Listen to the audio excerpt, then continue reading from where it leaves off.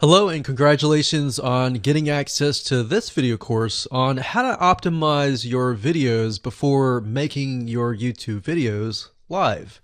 So this is video number 1, which is the introduction to YouTube search engine optimization. So I want to first start out by saying the goal is to focus on doing the right amount of keyword research and video file automation before actually uploading any of it to YouTube. So essentially this is all about what most people forget about doing before making their YouTube video live. Because if you think about it, most people think about, okay, what do I do after I upload this video? They don't really think about what they have to do before making it live. So this is not about what you can do afterwards, as that is a totally different focus, but rather before. So besides simple optimization, you really need to know that YouTube ranks the videos that people watch the longest. Meaning, let's say for example that we have a 10-minute video. YouTube looks at that video.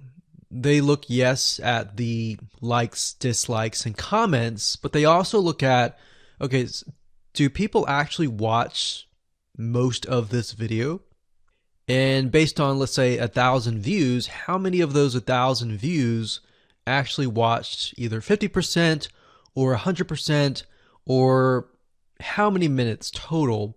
1,000 times how many minutes was watched. So they really look at how long people watch the videos as a whole.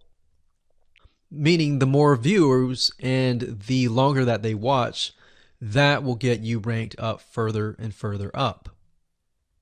So instead of focusing on, spammy tactics, tons of backlinks, and all of that, our goal here is to really focus on the user experience.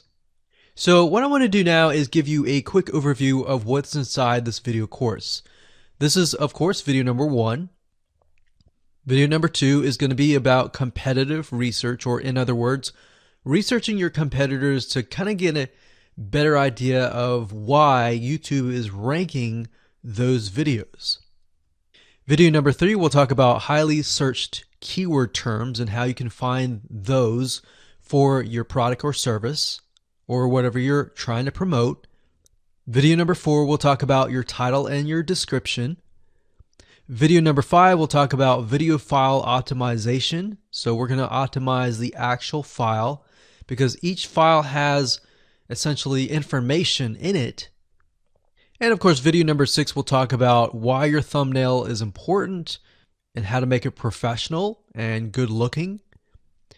And video number 7 will talk about video length and why that matters. We talked briefly about it just now, but I'm going to dive in deeper in that video. And of course, last but not least, I'm going to give you a secret tip on how to outrank your competitors in video number 8. So before we get started, I want to talk about what you need to have in hand. You're definitely going to need your product or service and an idea of the niche that you're targeting. You also need to have a video that is ready to be uploaded. And with that said, let's move on to video number 2. Hello and welcome back. This is video number 2. So let's talk about competitive research. You see, the best way to understand how you can rank better is to know what is already ranking in your niche or your market.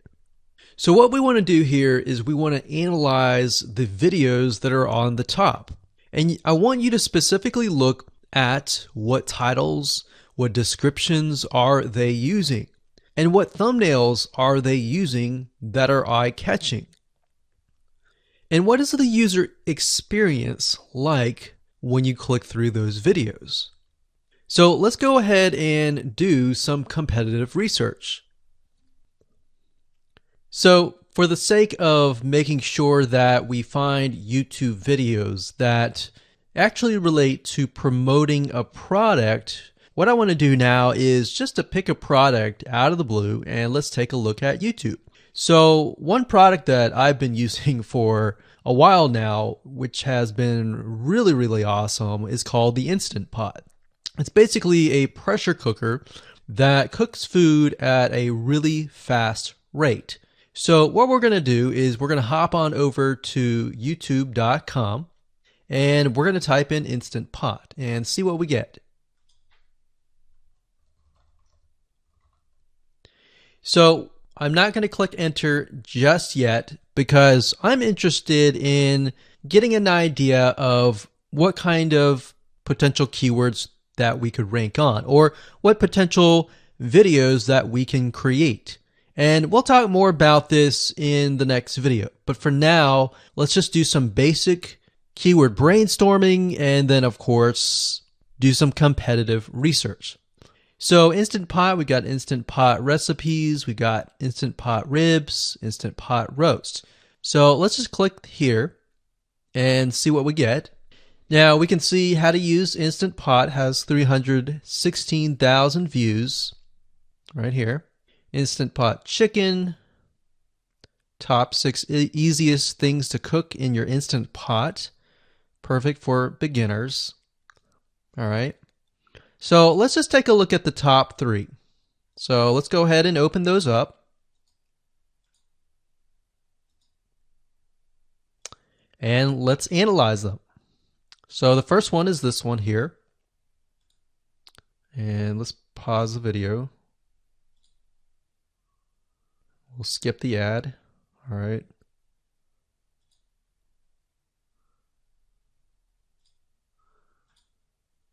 Okay, so how to use the Instant Pot 101 for beginners. So if we think about the type of audience that the Instant Pot attracts, it attracts somebody who has a busy life, who may be a beginner at cooking and just wants a quick and easy meal done fast. So we can see that. So one thing that I like to do is I like to copy the titles to Notepad. Just kind of get an idea of what we're dealing with. So that's the title. Looks like she's promoting an Amazon affiliate link. We can see that here, Amazon.to. We've got Instant Pot hacks, Instant Pot yogurt, and all that. So what she's doing, it's very funny, but she may not realize she's doing this, but what she's using is a method called siloing. And she's basically telling YouTube, hey, not only do I have this video on Instant Pot, I've got Instant Pot hacks, yogurt, recipes, and other recipes.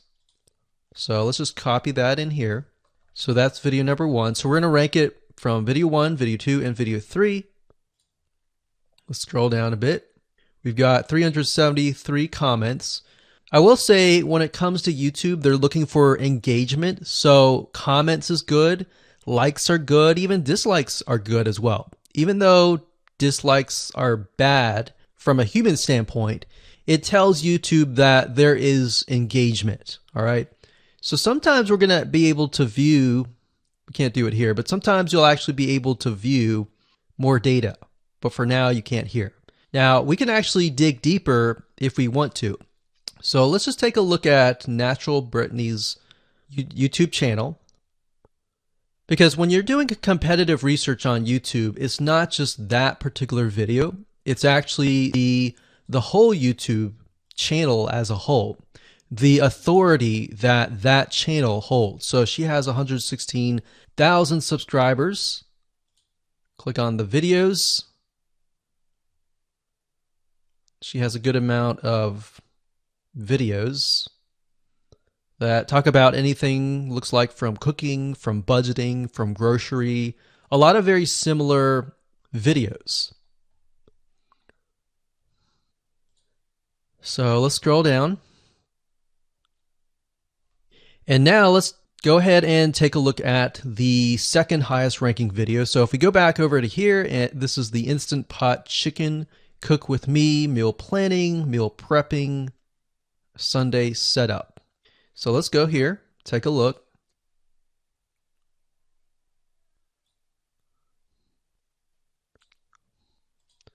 Okay, let's see here. So it's a 20-minute video, all right? And it has 658 likes, 5,000 views.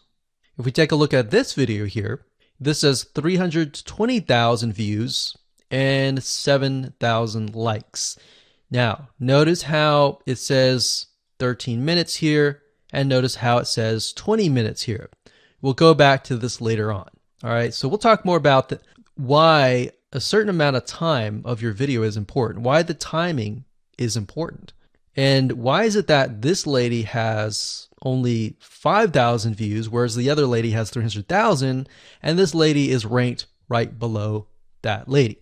All right. So why is that important? And why does that correlate to the time? So we'll talk more about that later on. But for now, let's just do competitive research. We're not trying to figure things out right now, and go from there. So if we take a look at the description, it says cook with me as I try a new recipe with Instant Pot. So the description contains the keyword. Sunday setup. Looks like she's got some Amazon links. And if we think about Instant Pot, who could it be targeting? All right, so this lady calls out people who are trying to prep on Sunday. So if we can get an idea of who it's targeting mothers, it's targeting people who are busy, who maybe only have time on Sundays to set things up. And chicken is a common thing, so maybe she's getting a lot of clicks. We don't know exactly, but we know that the headline and the description work together and getting clicks. All right, back over here, this is the third one. So let's take a look at this one. So this one is 8 minutes, but it has a lot more views than those other two videos. But it's shorter. It's shorter, but it has longer amount of views, and it's third. It's got 11,000 likes and 633 dislikes. If we scroll down, we can see that it has more comments than the first one. So why is it that the first one is number one and this one is the third one and it has more views and more comments? Well, we don't know exactly why, but I have a hunch as to why that is, which we'll talk more about ranking and what Google and YouTube is looking for later down the road. So that's that. Let's just copy that title. And I'm going to go ahead and pause this video and we'll copy and paste that information to the notepad. Okay, so I went ahead and copy and paste the information. So this is video 1, this is video 2, and this is video 3 down below. So let me make this bigger so we have this information. So as we're kind of analyzing the competitor, we want to save this for later, but can you kind of see a similarity here? So this is calling out the target audience. This is calling out the people who are busy, essentially. And top 6 ways, top X ways, top certain number ways is always a good title. So perfect for beginners. So if you can imagine, we already see that this title has beginners. This one's calling out perfect for beginners. And this one essentially is calling out people who are busy. So it's a target audience. So that's key. So having this in hand gives you a better idea on what potential titles and descriptions that you can have. Now, you can do some deeper dive competitive research using specific tools. And one specific tool is called Social Blade. So that's socialblade.com, as you can see here. And I like to use this to kind of get a better idea of the YouTube channel as a whole. Because what you're trying to figure out is, did this person rank because their channel as a whole has a lot of traffic? Or did this person rank simply because of the titles and the description? So there's many factors that come involved, but let's take a look at Naturally Brittany. So let's go ahead and copy this. And you basically want to come here and type in the username of the YouTube channel. So we'll go ahead and click this here. Okay, so we can see here that this is Naturally Brittany, 116,000 subscribers.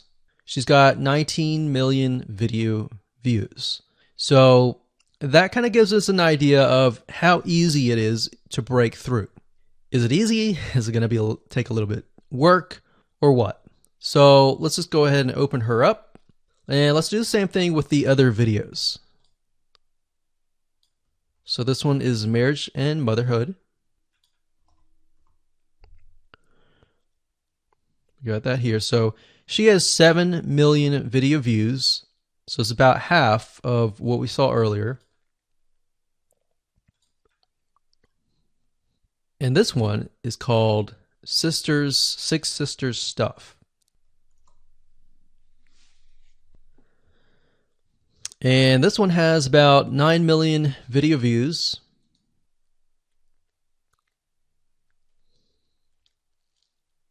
So right off the bat, we can see that if we were to rank on the keyword Instant Pot, it's going to take a lot to break through. But the way we can break through is by using essentially subcategories of that keyword. So Instant Pot recipes or Instant Pot chicken recipe, stuff like that. So we can see that each one of these has about 100 to 200,000 subscribers. So you're going to have to be competing against that. Now, obviously, if you have a good size YouTube channel, that will usually mean that you can break through fairly easily. But if you're just starting out, then breaking through on that keyword is going to be a little bit more difficult. So the next question is, what keywords should you use? And we'll discuss that in the next video.